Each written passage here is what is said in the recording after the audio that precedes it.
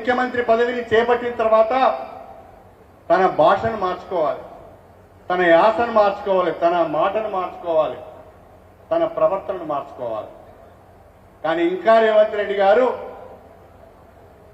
నేను PCC president అని అనుకుంటున్నట్టున్నాడు, ముఖ్యమంత్రి అని అనుకోవడం లేదు. తెలంగాణకు ముఖ్యమంత్రిగా పనిచేస్తున్న మీరు చాలా చాలా జాగ్రత్తగా మాట్లాడాల్సిన అవసరం ఉంటుంది.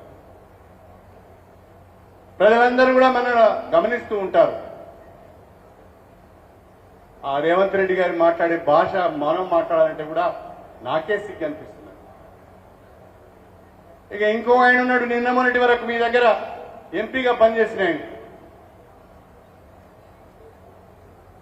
రైతు బంధు గురించి అడిగితే రైతు బంధు రాలేదు అని అంటే రైతులను చెప్తూ కొట్టాలి అంటాడు ఆయన.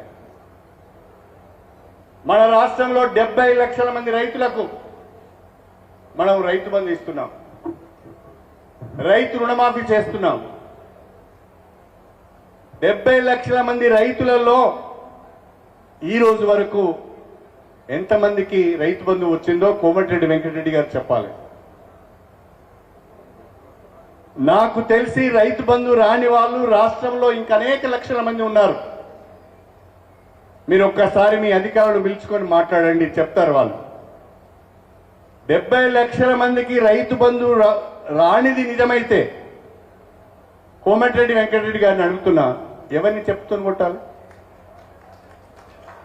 ఎవరిని చెప్తూని కొట్టాలని నేను అడుగుతున్నా. కాబట్టి ఒళ్ళు దగ్గర పెట్టుకొని మాట్లాడాలి. అధికారంలో ఉన్నవాళ్ళు, పదవులలో ఉన్నవాళ్ళు చాలా జాగ్రత్తగా మాటలు మాట్లాడాలి.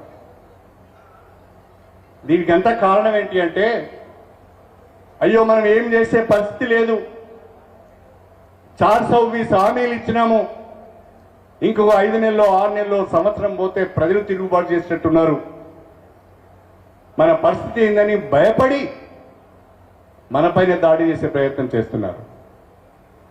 మాటల దాడి చేస్తున్నారు, తప్పుడు కేసులు పెడుతున్నారు, సిడిపిని తీసేసి ఎస్డిఎఫ్ అని పెట్టుకున్నారు వాళ్ళ పార్టీ కార్యకర్తల ద్వారా పని చేయించుకోవాలని. అంత మాత్రాన భయపడిపోయేది లేదు. అనేక సంవత్సరాలు ప్రతిపక్షంలో ఉన్నాం, ఇబ్బంది ఏమి లేదు. కానీ మీ అప్రజాస్వామిక పద్ధతులను ప్రజలు గమనిస్తున్నారు. తస్మాత్ జాగ్రత్త అని చెప్పి నేను ఈ సందర్భంగా కాంగ్రెస్ పార్టీని హెచ్చరిస్తున్నాను. రాబోయే రోజులు భారత రాష్ట్ర సమితివి, రాబోయే రోజులలో వచ్చే ప్రభుత్వం కూడా భారత రాష్ట్ర సమితిదే. ఎవరికి ఏ రకమైన అనుమానం ఉండవలసిన అవసరం లేదు. నేను సోదరులు పల్లరాజేశ్వరరెడ్డి గారు ఉమ్మడి జిల్లాలో ఏ ఒక్క నాయకునికి, ఏ ఒక్క కార్యకర్తకు ఇబ్బంది వచ్చినా వాళ్ళకు అండగా ఉంటాం, వాళ్ళను కంటికి రెప్పలా కాపాడుకుంటామని చెప్పి నేను ఈ సందర్భంగా